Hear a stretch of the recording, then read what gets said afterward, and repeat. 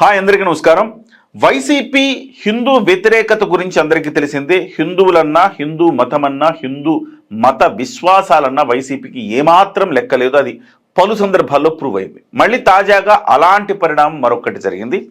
వైసీపీలో ఉన్న హిందువులకు ఈ విషయం అర్థమవుతోందా లేదా తెలియదు కానీ ఆ దేవదేవుడు తిరుమల వెంకటేశ్వర స్వామిని మళ్ళీ మరొక్కసారి అవమానించారు. గతంలో జగన్మోహన్ రెడ్డి గారు తిరుమల తిరుపతి దేవస్థానానికి వెళ్ళాలంటే కనీసం సంతకం పెట్టి వెళ్ళాలన్న స్పృహ కూడా ఆయనకి లేదు. నేను పెట్టను సంతకం, ఎవరేం చేసుకుంటారో చేసుకుంటున్న పరిస్థితి గతంలో మనం చూసాం. వాస్తవానికి తిరుమల తిరుపతి దేవస్థానంలో ఎవరైనా అన్య మతస్థులు గుడిలోకి వెళ్ళాలంటే, తిరుమల కొండ ఎక్కాలంటే ముందుగా నాకు ఆ దేవదేవుడి మీద, వెంకటేశ్వర స్వామి మీద భక్తి విశ్వాసం ఉన్నది అని చెప్పి ఒక డిక్లరేషన్ ఇచ్చి మరీ వెళ్ళాలి. కానీ అలాంటిదేమీ లేకుండా నా ఇష్టం, నేను ఇలానే వెళ్తానని చెప్పేసి వెళ్ళిన సందర్భం ఉంది.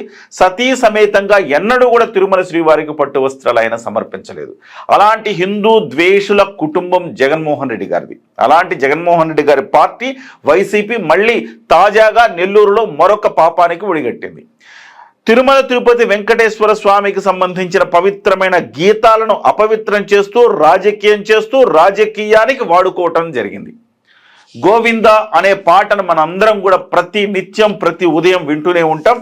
తిరుమల తిరుపతి దేవస్థానం ఆ గోవిందనామ స్మరణతో మారుమోగుతుంటే, మన గుండెల్లో కూడా గోవిందనామ స్మరణలు వింటుంటే ఆ తిరుమల తిరుపతి దేవస్థానానికి వెళ్ళినంత ఒక అనుభూతి కలుగుతుంది. అలాంటి గీతాలను వైసీపీ, నెల్లూరులో వైసీపీ శ్రేణులు ప్రభుత్వం మీద వ్యతిరేకత చూపించేందుకు ఆ గీతాలను వాడటం ప్రధానంగా చర్చనీయాంశమైంది. గోవింద, హరిగోవింద, కూటమి పాలన గోవింద, అక్క చెల్లి చేయుత గోవింద, ఆడబిడ్డ ఆసరా గోవింద, తిరుమల తిరుపతి దేవదేవుడి గీతాల్లో కరెంటు బిల్లు గోవింద, అభివృద్ధి గోవింద అంటూ ఈ గీతాన్ని హేళన చేస్తూ ఒక ప్రదర్శన చేశారు. ఆ ప్రదర్శన పట్ల డిప్యూటీ సీఎం పవన్ కళ్యాణ్ గారు ఆగ్రహం వ్యక్తం చేశారు. ఆయన దీని మీద ఒక ప్రత్యేకంగా ఒక ప్రెస్ నోట్ కూడా రిలీజ్ చేశారు. రాజకీయాలకు పవిత్రమైన గీతాలను రాజకీయానికి వాడడం పట్ల ఆయన చాలా తీవ్రమైన ఆగ్రహాన్ని వ్యక్తం చేశారు. తిరుమల శ్రీ వెంకటేశ్వర స్వామి వారిని భక్తితో కొలుస్తూ ఆలపించే పవిత్ర దైవనామాలను, భక్తి గీతాలను రాజకీయ అవసరాల కోసం ప్యారడీలుగా పాడుతూ అపహాస్యం చేయటాన్ని రాష్ట్ర ఉప ముఖ్యమంత్రి, జనసేన అధ్యక్షులు ఖండించారు. నెల్లూరు నగరంలో ప్రతిపక్ష హోదా కూడా లేని పార్టీ తన రాజకీయాలకు పవిత్ర గోవింద నామాలను పేరడీగా చేస్తూ భక్తుల మనోభావాలను కించపరిచిన తీరు, ఆ కార్యక్రమంలో పాల్గొన్న వారి వైనం ధార్మిక విశ్వాసాలకు విఘాతం కలిగించేలా ఉందని అన్నారు ఆయన. మతపరమైన విద్వేషాలు రేపే వారి పట్ల, వారి కుట్రపూరిత ఆలోచనలతో వారు చేసిన ఈ చర్యలపై చట్ట ప్రకారం ముందుకు వెళ్లాలని పార్టీ నాయకులకు దిశానిర్దేశం చేశారు. బహుశా రేపే దీనికి సంబంధించి ఒక చర్య తీసుకునే అవకాశం కనబడతా ఉంది.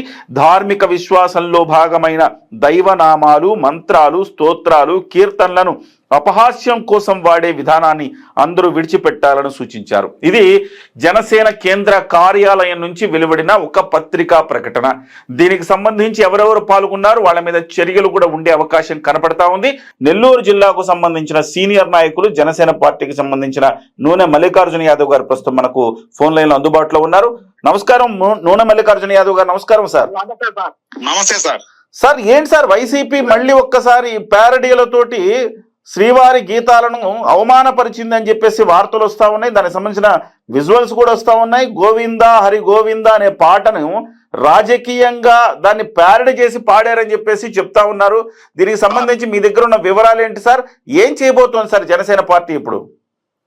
సార్, వాళ్ళకి ఏంటంటే హిందూ సాంప్రదాయాలను అపహాస్యం చేసేది వాళ్ళకి ఫస్ట్ నుంచి అలవాటు సార్. మా డిప్యూటీ సీఎం పవన్ కళ్యాణ్ గారు హిందూ మతాన్ని అయితేనేమి, ముస్లింస్ అయితేనేమండి, క్రిస్టియన్స్ మతాలని, అన్ని మతాలని కూడా గౌరవిస్తారు సార్. ఆయనకుండే నేచర్ అది. ప్రతి ఒక్కరిని కూడా మన సాంప్రదాయంలోనే, మన భారతదేశంలోనే అన్ని మతాలని గౌరవించే సాంప్రదాయం మనది సార్. వాళ్ళు ఏంటంటే అపహాస్య పాలు చేస్తూ తిరుమల ప్రసాదాన్ని కూడా వాళ్ళు కల్తీ చేశారు. అదే విధంగా గత సీఎం గారు జగన్ గారు ఎంత అరాచకం అంటే దేవాలయంలో కూడా ఆ మానవీధిలో తిరుగుతూ చెప్పులు వేసుకొని తిరగడం జరిగింది సార్. వాళ్ళు డిక్లరేషన్ ఇవ్వకుండా రౌడీజంగా ప్రయత్నించేవాళ్ళు దేవాలయాల్లో కూడా.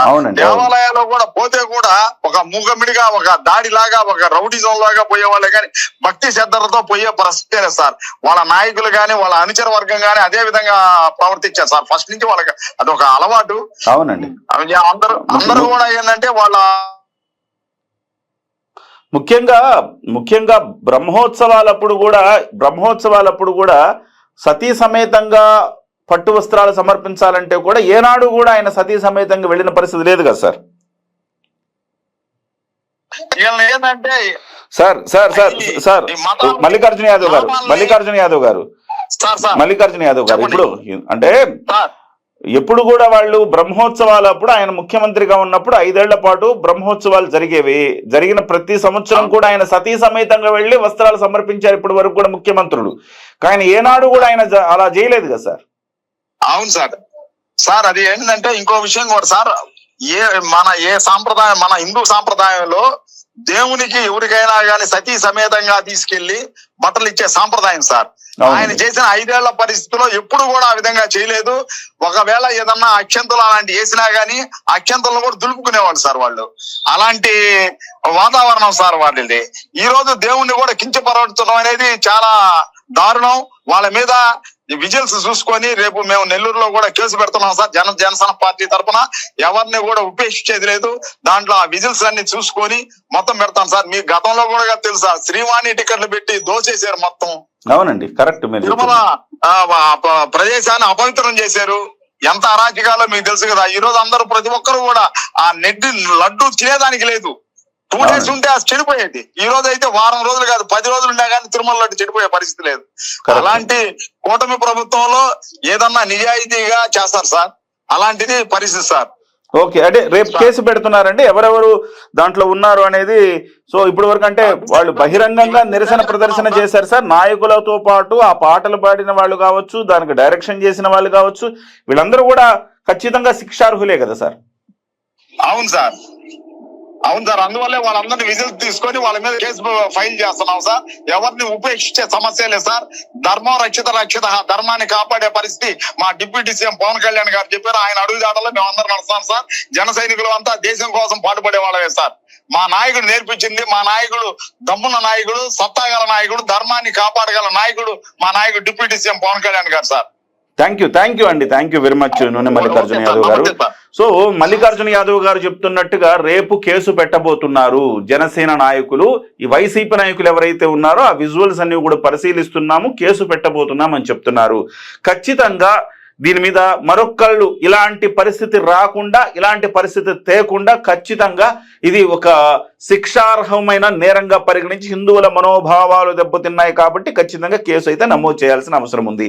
ముఖ్యంగా ఒక కీలకమైన అంశం చెప్పారు నూనె మల్లికార్జున యాదవ్ గారు. పవన్ కళ్యాణ్ గారు ఏ రోజు కూడా ఆయన సనాతన ధర్మాన్ని పాటించినా కానీ ఎప్పుడు కూడా ఇతర మతాలను కించపరిచిన సందర్భాలు లేవు. కానీ జగన్మోహన్ రెడ్డి గారు ప్రతి సందర్భంలో కూడా ఇలానే ఇతర మతాలను కించపరచడాన్ని ఆయన చేస్తాడు, ఆయన ప్రోత్సహిస్తా ఉన్నాడు. సో ఈ నేపథ్యంలో ఖచ్చితంగా హిందువులందరూ కూడా మేలుకోవలసిన అవసరం ఉన్నది. వాళ్ళ రాజకీయ అవసరాల కోసం ఈ రకంగా హిందువుల భక్తి గీతాలను కూడా వాడుకోవటం అనేది ఖచ్చితంగా ఖండించవలసిన అవసరం ఉన్నది.